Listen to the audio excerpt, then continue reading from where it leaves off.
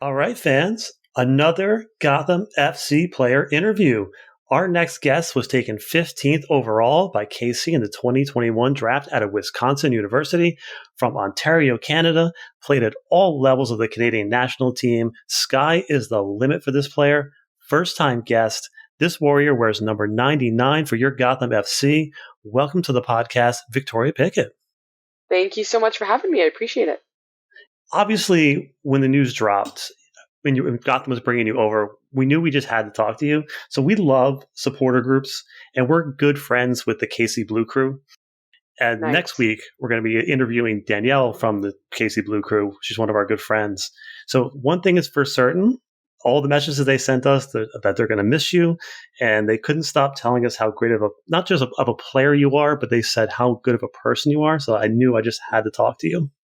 Oh, no, that's sweet of them to say, just because I got to know them as well, and they were just great people. So Yeah. I miss them, but yeah, I'm excited to be on this, so thanks. Yeah, but you got a good supporter group here, one of the best, Cloud9. Oh, for sure, for sure. Yeah. Did you get a chance to meet them at the game, or it's been kind of a whirlwind for you? Yeah, I did after the game, and I actually have a scarf from them, so it was really nice to see some faces, and I'm hoping to get to know them better and whatnot, so. Absolutely. So let's just jump into some rapid fire, first word that comes to your mind kind of answers. So what is your dream vacation spot? Ooh, Thailand. Ooh, that's a good one. Mm-hmm. So you wouldn't be here without this person. Could I say people? Because I'd say Sure. Parents. Sure. Family. Absolutely. Yeah. Yep. All right. So one word to describe Red Bull Arena. Oh. Exhilarating. Yeah, it's a pretty cool place. Yeah. So true crime podcast, yes or no? Yeah. Yeah. So what are you nerdy about outside of soccer? Could I be nerdy about ice cream? You know what? Ice cream came up a bunch of times when the leaker was talking about us. So we'll get into that. Yes, I'm sure we will. Okay, nice. So being from Canada, so what is a Canadian television show that I think Americans should know more about? Oh, it's funny because I didn't watch it, but I feel like every American always chats to me about it. Is Trailer Park Boys? That's a Canadian show? Yeah. Okay. Yeah. Okay. My girlfriend watches that. I've never seen it though, but yeah, I heard a lot about that as well. My favorite Canadian TV shows are what's the one on Netflix? Kim's Convenience. Oh, a classic. I love that one. Yes, that was good. Oh, Schitt's Creek is fantastic too. That's that one. And then my favorite of all time is the Murdoch Mysteries. It's like a Canadian murder mystery show. It's like 1900s Toronto. It's awesome. But so the word is out, obviously, that you like ice cream. So one of the fan questions we got was the weirdest ice cream flavor that you've ever had. Weirdest. You know what's funny? So I actually got a recommendation from a fan, and I went to Anderson Farms in Sparta, New Jersey. Great little area. I loved it. It was so good. And one of the flavors was corn dog ice cream. And it actually had like bits and pieces of corn dog, and it was actually pretty good. Yeah, I gobbled it up. It was great. I like that you went straight to New Jersey, straight for ice cream. You know, right where to go. I had to know the flavors, or at least the spots in town. So the person who asked the question said theirs was garlic. Just straight garlic. I love garlic, and I like ice cream. I'm not sure. Interesting. But, I'd probably try it. I probably would. Oh, for sure. You got to try it, Absolutely. So let's get a little bit into your journey. So obviously, again, we love supporter groups. And so what is it to you to have that kind of supporter group behind you when you're playing? Oh, it honestly means so much. Like, especially when there's lulls in the games and everything, it's so important to be able to look and listen to the fans around you. And I feel like supporters groups are incredible for that. And I heard it first game, with Gotham. I really heard them, and it was fantastic. So I'm hoping that we just keep getting them out here because it means so much to me, and I can speak on behalf of my teammates that it means so much to them as well. So it's really important to have. So for sure. Absolutely. And I saw that you took a 19-hour drive from KC to Gotham. So how was that? Yeah, it was the first half wasn't the most fun, like from KC to Indianapolis. So I stopped Uh-huh. there, and it wasn't great. Like it was very mundane. Like it's very flat. But then when I got into Pennsylvania and New Jersey, I was like, wow, this is really pretty. So it actually wasn't too bad, especially the second half. Plus, I'm Yeah. just getting closer to my second home, so the excitement is building up. So it was good. It was good. Did you have a co-pilot or you just did it by yourself? No, me, myself, and I. Wow, that's a long drive. Yeah, Especially with some. yeah, go Oh, ahead. sorry. Yeah, no, I was just gonna say with some murder podcasts. So All right. yes, that kept me So, company. so which ones did you listen to? Oh my gosh, it's so funny. I should look it up. I think it was called Serial, but it Okay. was good. It was literally called Serial. Yes, but it was really good. Highly recommend for anyone who hasn't heard it.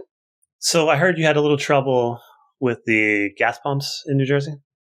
Yeah, funny. It was like first day I got in, I was like, oh, I need to fill up this rental car with gas. So then I go to this gas station that's close by, and I stepped out, and they're like, "What are you doing?" I'm like, "Filling gas," and they're like, "You have to go back in."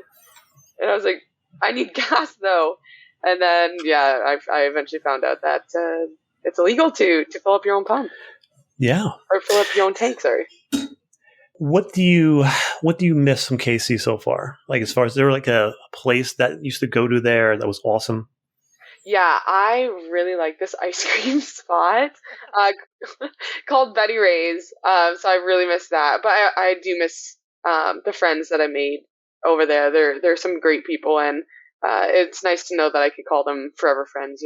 But what's cool is that they get to come here, and I get to show them New Jersey, New York. So I'm excited. Yeah, and we'll talk a little about your career. So, as it's just getting started, and in 2 years, two teams have gone out of their way to seemingly get you. So, like KC didn't have to draft you, and then Gotham spent resources to get you. So, is that something you've reflected on? Is that how does that make you feel or like inspire you? Yeah, for sure. Well, like you said, the 19-hour drive, I had some time to think. Hmm. But that was definitely one of the things I thought about. It was just, I've always wanted to play soccer professionally and everything like that. And um, to have other people want me to also play soccer professionally for them is a huge honor. And to be able to represent two really cool cities is huge. So being able to be a part of this Gotham FC organization is massive. But it's funny because even before the draft, I honestly did not think I was going to get picked up. I had a pretty serious knee injury in 2019, and then the year after that, I had my medical shirt, and then year after that was COVID. So I was thinking I wasn't even going to get picked up, honestly. And I remember thinking, I'm like, I'm not going to get picked up. I'm probably going to have to go overseas. So it was a huge surprise that I got picked up by Casey, and I'm so thankful to, for the coaching staff there and the ownership there, for them believing in me, and trusting me, and now same goes here with Gotham FC for them to trust me and to have that confidence in me is really awesome. So it's something I'm really looking forward to. So, taking a quick step back, so let's talk a little bit more, deeper about your journey. So, I know did you grow up in a soccer family, and like, what was it like growing up in Ontario playing soccer? Yeah, funny. So okay, I'm gonna be that stereotypical Canadian, but Yeah. hockey was pretty big in my family. Mhm. My two older brothers played hockey. My dad was really good at hockey. I grew up playing hockey, like just out on the pond down the street. So it wasn't necessarily a huge soccer family, but my brothers did play.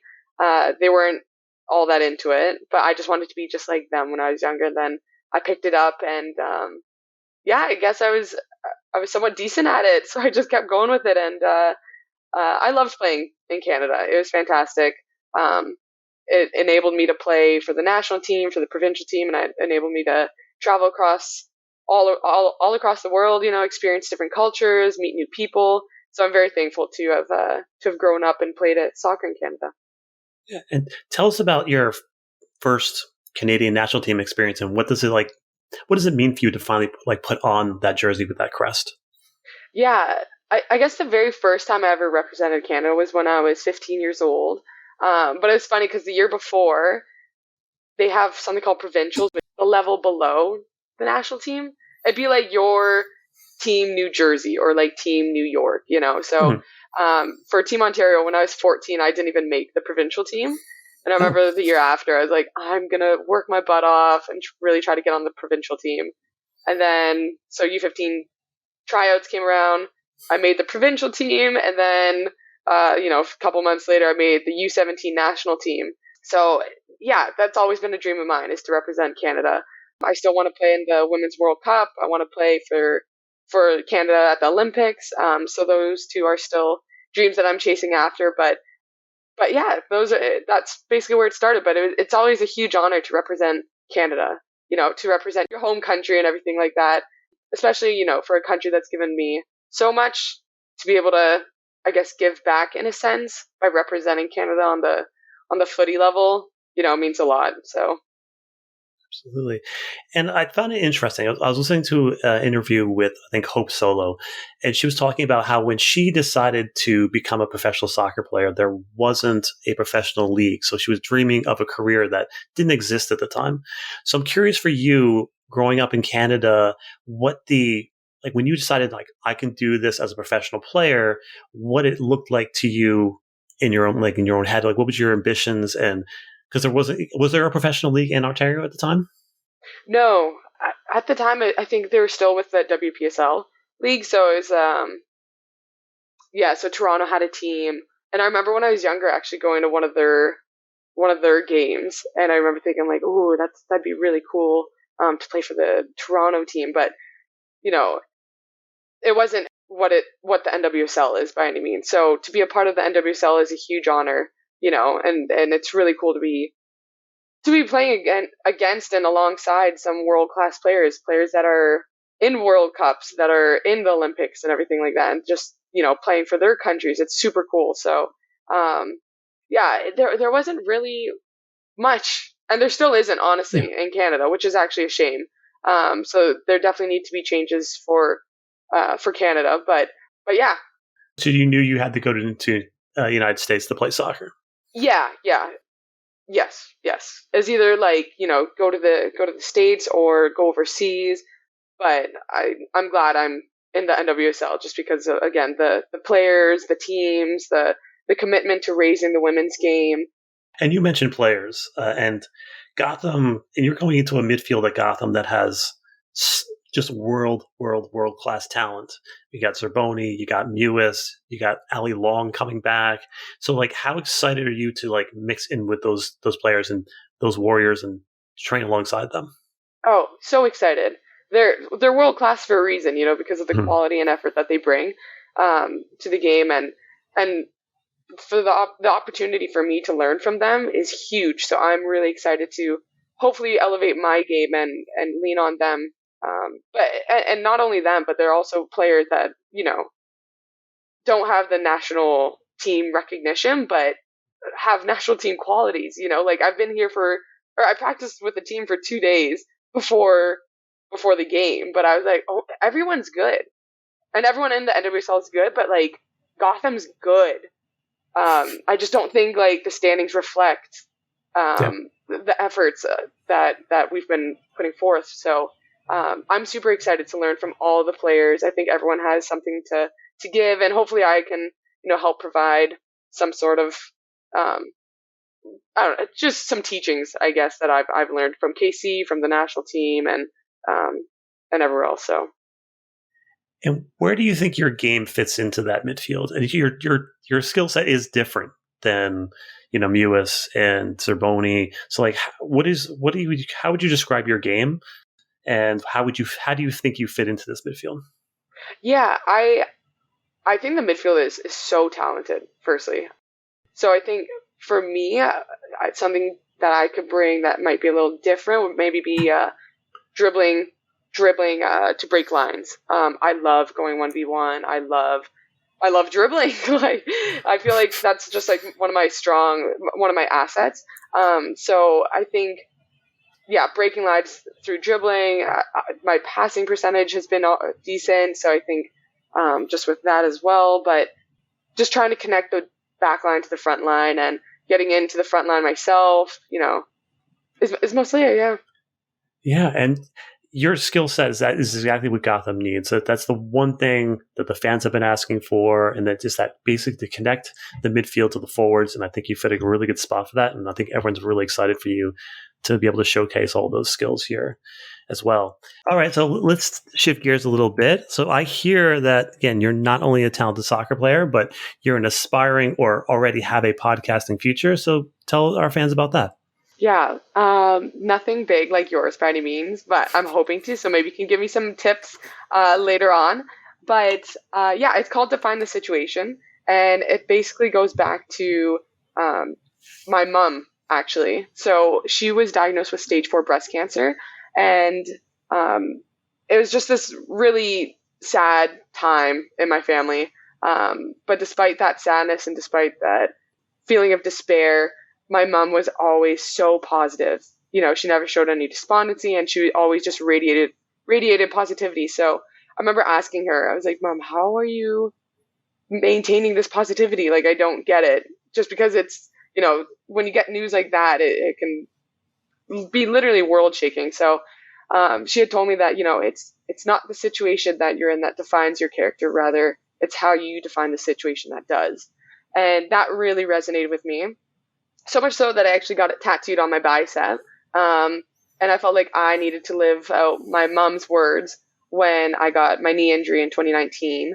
Because again, it shook my world. I felt like soccer was done for me. It wasn't going to be in my path in my life anymore. So I really struggled with how to deal with that injury. And I just wanted to provide a platform or a podcast for other student athletes that are going through similar adversities. And it doesn't necessarily need to be physical injuries like mine. It could be how student athletes deal with death, how they dealt with COVID, how they deal with mental health and whatnot. So I wanted to provide a platform for student athletes and really anyone to be able to just find, I guess, like some solace in.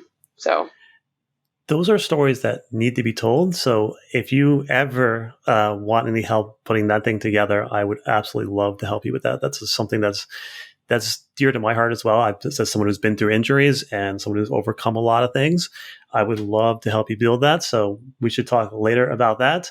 But speaking of your injuries, obviously they suck for athletes. They're soul crushing sometimes.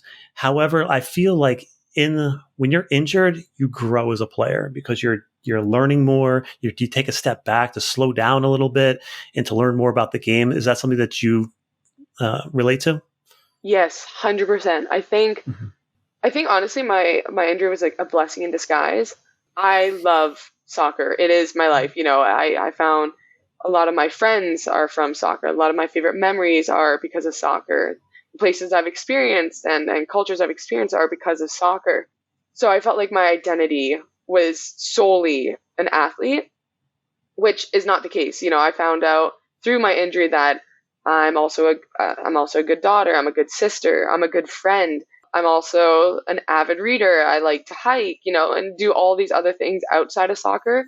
So it's really important for me to learn that soccer isn't my sole identity. So I really do appreciate the injury, and from it, like you said, it forced me to take a step back and analyze my life, and see the things that maybe I take for granted, like my friends, that I don't tell them I appreciate them as much, or, just doing things that I want to do and just living a life that makes me happy. So yeah, injuries definitely suck, but because of the injury, I think it's also helped me grow as a person for sure. Another thing about your podcast. So at the end of the day, all we are storytellers. So being able to help other people tell their stories is really, really important. So I really hope you do, follow through and also, get that go up and running. Now that you're here at Gotham, you're underneath a really good coach, Menzies. And when he did, I found an old interview from him. And one of his quotes that kind of stuck with me was, he said that the number one thing that predicts a player getting to the highest level is mental fortitude.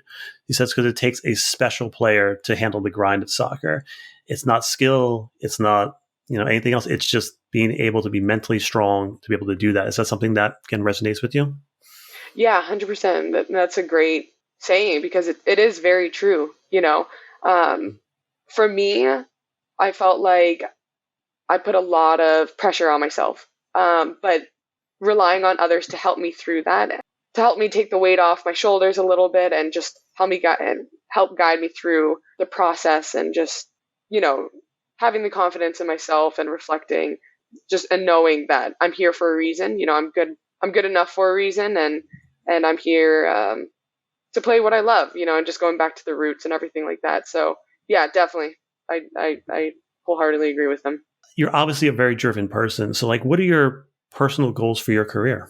Personal goals. I really want Gotham to go to playoffs next year. I really want that.